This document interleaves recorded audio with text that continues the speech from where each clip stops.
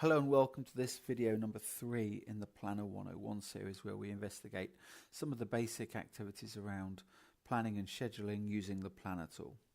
In the first session we talked about tasks, different types of tasks. In the second one we looked at dependencies and how that helps us schedule and organize the tasks. And this time we're going to look at resources and getting people to do the things the various tasks that you want them to work on. So we've got a bit of an example plan here open in front of us. We've set up some tasks and a summary group here. There's not dependencies in them, but that doesn't matter for this particular exercise. And we want to allocate some resources to these tasks so we know who's supposed to be working on them. So let's pick a task here. Now we could of course just write in the description and we'd be able to see that information here. But there's a special way of sort of tagging, if you like, the task with a person.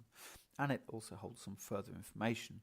And that's in this third tab along here, resources and tasks.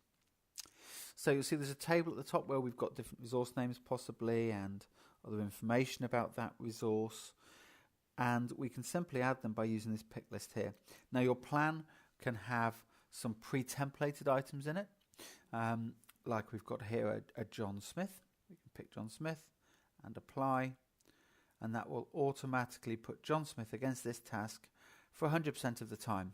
So that's a simple way of thinking about it. We've thought about this task is 2 days long.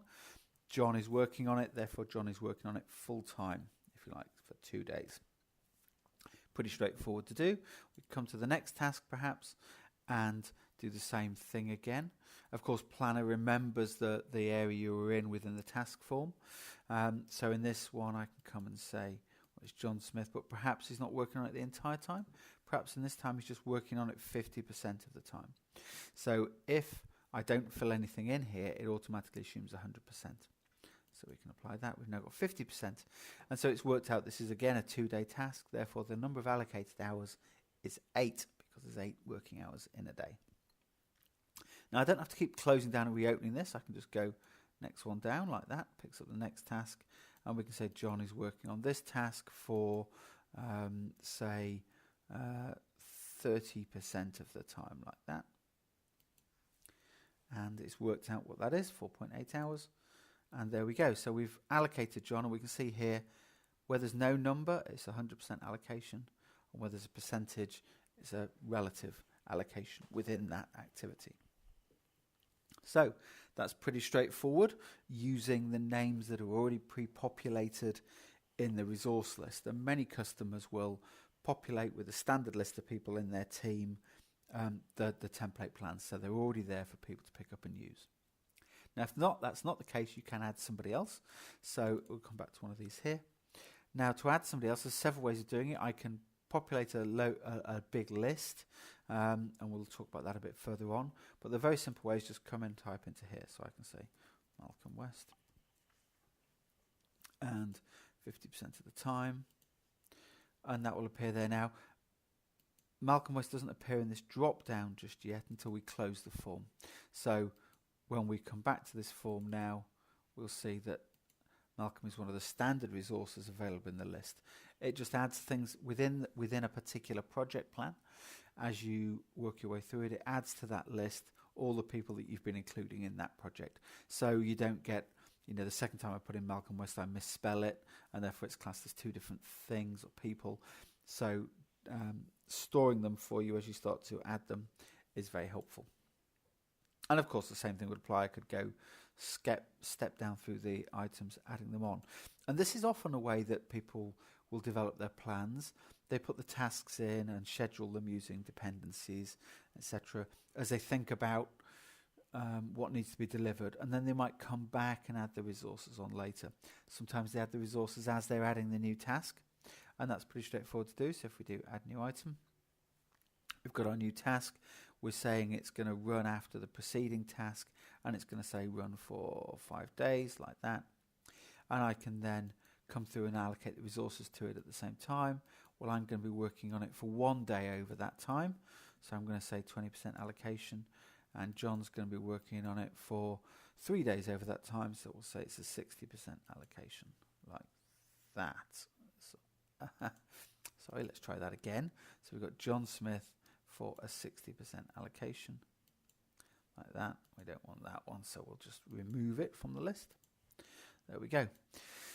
So this is pretty straightforward, like I say, to add individually or go through a set of them, working your way down the list.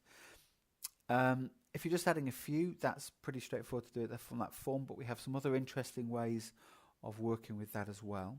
So let's have a look at the form which manages this resource list, and also then how we can add these things quickly over an established plan.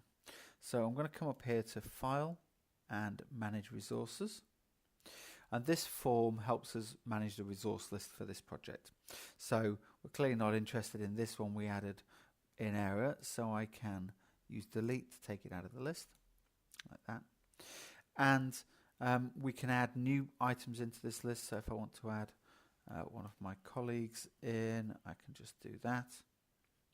And I can also choose to set things like initials and cost rates as well if I want to. So we'll add Juliet's initials and a cost rate like that. And of course we can use other people's initials and reset things that were already there and modify them, etc. We can also upload a large set of data here. So we can copy an import from Excel or from paste onto this list, which allows us to populate a large set of resources quickly rather than adding them, manually typing them all in. So as we go through setting these up, they'll then be available to use, and actually you can see some useful things here as well. So I can find out where somebody's been allocated, which particular task they've been allocated to, if they're allocated to risks and issues as well, because we use the same resources model across task, risks and issues here in Planner. So let's go and look at how we can add people very quickly to lots of tasks. So if I'm working through this detail here and I want to add Juliet, rather than go through each task separately as we looked at before, I can instead use this form up here, Finances, Costings, Data Entry. Now this shows me one person at a time, rather than earlier we were looking at one task and the multiple resources against it. Here I can look at the person and see all the tasks and their allocations against it. So we can see John's there, we can see mine there, we can see Juliet's here, where of course there aren't any currently. And here you'll see the spaces I can fill in. I can fill in allocated percentage and fixed cost as well if I need to. I can still see that extra information all the way over here. Who else is working on those particular tasks? So I'm going to say, well, this task Juliet needs to work on 40% of the time, and this one 5% of the time, and this one 60% of the time. Nothing on this one. And it's going to work that out for me, what those hours are. And actually, as we have a cost rate for Juliet as well, it works out the cost of that, which is really neat as well. And if we need any fixed resources on this task, as we're working our way through here, we can say, well, I know I'm going to need to book a room on this day. It's going to cost me £100. So I'll put that in as well. And that's going to help feed into our cost model. Talk more about that later, perhaps. But while we're going through this resourcing, we can think about that. So I can save that for Juliet, and I could go back and look at other people as well now. This costings data entry you can't put in for new people. You would set your new people up on the resources, manage resources list, and then you'd come in here and add them.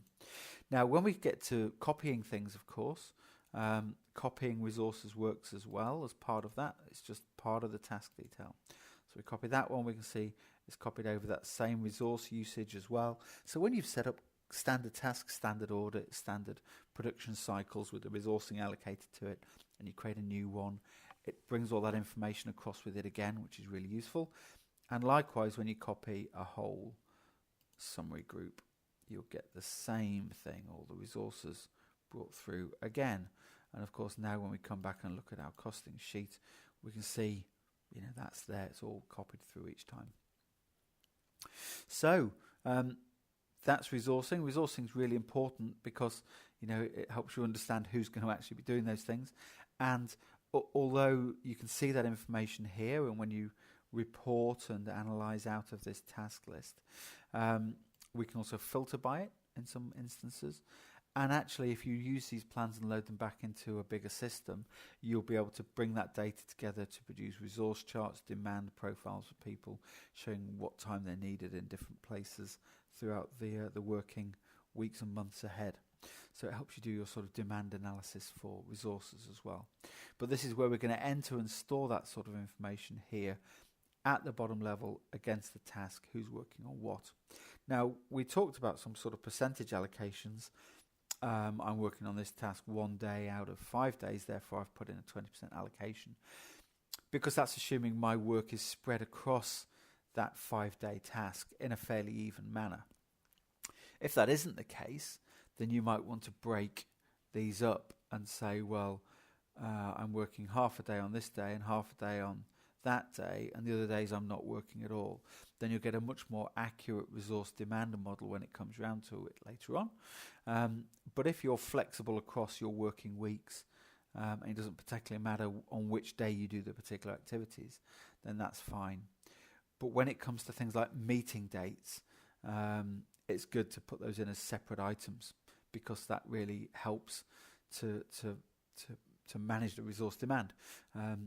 If you schedule 1-day meetings and there's 5 in a week, it doesn't matter which day they're done on, that's fine. You can juggle that around in that week. But if they all have to be done on the same day, that's obviously not really going to work very well. So sort of general working practice, like writing a document, which might take 3 days, you can leave spread out over 3 days. But when it's a specific item and everyone has to be in the same place at the same time, like a meeting, it's good to have those in as their own individual items. Milestones actually can also be resourced. They don't have any time, of course. They are a zero time activity, so they won't impact on costing. But again, when you load this plan back into the main system, it's going to pick that task up and link it to the person.